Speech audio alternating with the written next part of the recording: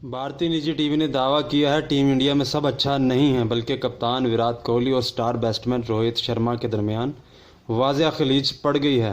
विराट कोहली और रोहित शर्मा के दरमियान काफ़ी अरसा से रस्साकशी चलती आ रही है। दोनों खिलाड़ियों के दरमियान ये लड़ाई वर्ल्ड कप के दौरान ही शुरू हो गई थी। Indian team management world cup के दौरान इस खबर को बड़ी कोशिशों के बाद दबाने में कामयाब हुई थी। ताहम वर्ल्ड कप सेमीफाइनल में शिकस्त के बाद यह खबर ड्रेसिंग रूम से बाहर आ गई। वर्ल्ड कप के दौरान ही भारतीय टीम दो ग्रुपों में तकसीम हो गई थी। एक ग्रुप की क़यादत विराट कोहली और दूसरे ग्रुप की क़यादत रोहित शर्मा कर रहे थे।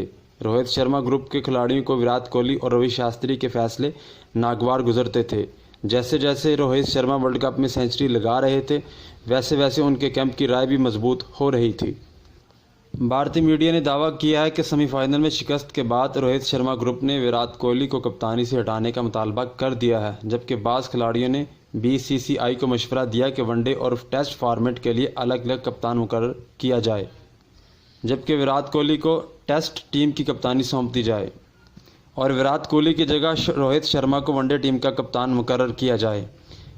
नाजरीन, आपको याद रहे कि विराट कोहली दौरा वेस्ट इंडीज़ के दौरान आराम करना चाहते थे, ताहम टीम में अपने खिलाफ फैली बगावत के बाद उन्होंने वेस्ट इंडीज़ जाने का फ़ैसला किया। नाजरीन, अगर आपने अभी तक हमारा यूएनपी न्यूज़ चैनल सब्सक्राइब नहीं किया तो उसे सब्सक्राइब करें और बेल आइकन पर एक क्लिक करें ताकि हमारी आने वाली नई वीडियो बआसानी आप तक पहुंच सके।